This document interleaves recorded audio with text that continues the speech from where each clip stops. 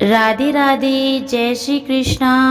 श्रीमद् भागवत गीता के 16वें अध्याय का महात्म्य।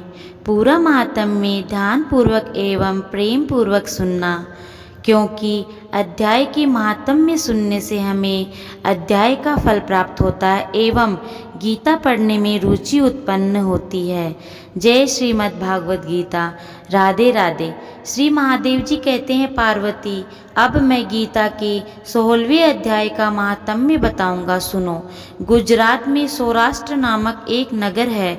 वहाँ खड़ग भाऊ नाम के राजा राज्य करते थे, जो दूसरे इंद्र के समान प्रतापी थे। उनके एक हाथी था जो मद बहाया करता था और सदा मद से उन्मत्त रहता था। उस हाथी का नाम अरिमर्दन था। एक दिन रात में वह हठात साकलों और लोहे के खंभों को तोड़कर बाहर निकला। हाथीवान उसके दोनों ओर अंकुश लेकर डरा रहे थे, किंतु क्रोधवश उन सब की अवहेलना करके उसने अपने रहने के स्थान हथीसार को ढहा दिया। उस पर चारों ओर से भालों की मार पड़ रही थी, फिर भी हाथीवान ही डर रहे थे। हाथी को तनिक भी भय नहीं था। इस कौतूहलपूर्ण घटना को सुनकर राजा स्वयं हाथी को मनाने की कला में निपुण राजकुमारों के साथ वहां आए। आकर उन्होंने उस बलवान दंतेली हाथी को देखा। नगर के निवासी अन्य काम धंधों की चिंता छोड़ अपने बालकों को भय से बचाते हुए बहुत दूर खड़े होकर उस महाभयंकर गजराज को देखते रहे। इसी समय कोई ब्राह्मण तालाब से नहाकर उसी मार्ग से लौटे। वे गीता के 16वें अध्याय के अभयम आदि कुछ श्लोकों का जप कर रहे थे। पूर्ववासियों ने उन्हें बहुत मना किया, किंतु उन्होंने किसी की न मानी।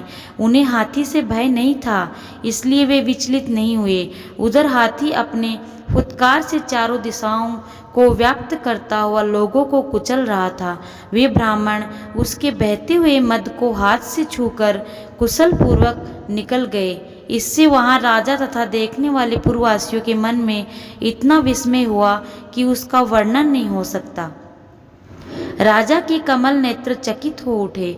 उन्होंने ब्राह्मण को बुलाकर सवारी से उतरकर प्रणाम किया और पूछा, ब्राह्मण आज आपने ये महान अलौकिक कार्य किया है, क्योंकि इस काल के समान भयंकर गजराज के सामने से आप सकुशल लौट आए हैं। प्रभु आप किस देवता का पूजन तथा किस मंत्र का जाप करते हैं, बताइए। आपने कौन सी सिद्धि प्राप्त की है। ब्राह्मण ने कहा, राजन मैं प्रतिदिन गीता के 16वें अध्याय के कुछ श्लोकों का जप किया करता हूँ, इसी से सारी सिद्धियाँ प्राप्त हुई है। श्री महादेव जी कहते हैं, तब हाथी का कौतूहल देखने की इच्छा छोड़कर राजा ब्राह्मण देवताओं को साथ लेकर अपने महल में आए। वहाँ शुभ मुहूर्त देखकर 1,00,000 स्वर्ण मुद्राओं की दक्षिणा दे उन्होंने ब्राह्मण को संतुष्ट किया और उनसे गीता मंत्र की दीक्षा ली।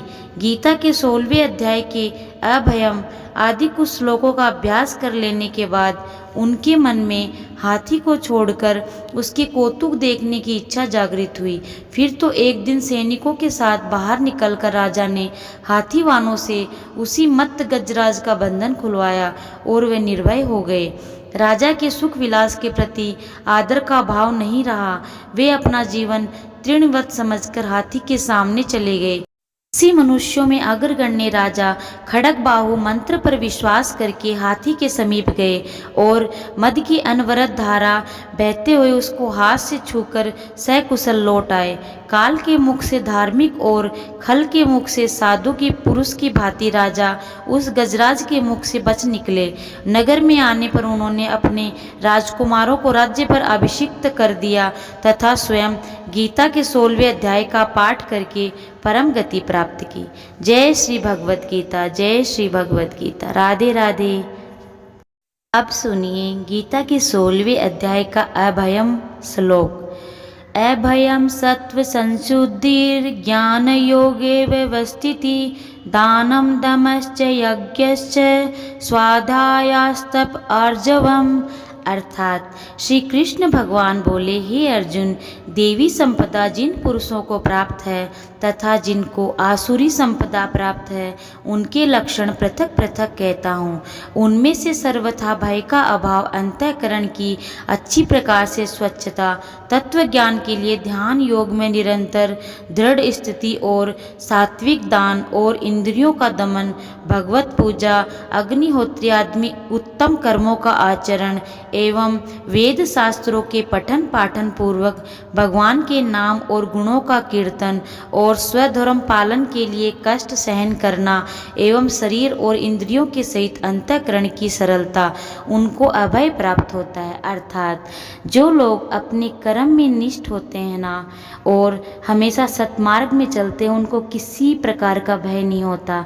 जो भगवान पे अत्यंत विश्वास करते हैं, अपने कर्म करते हैं, उनको कभी भी किसी प्रकार का भय नहीं होता। जय श्री राधे, जय श्री कृष्णा।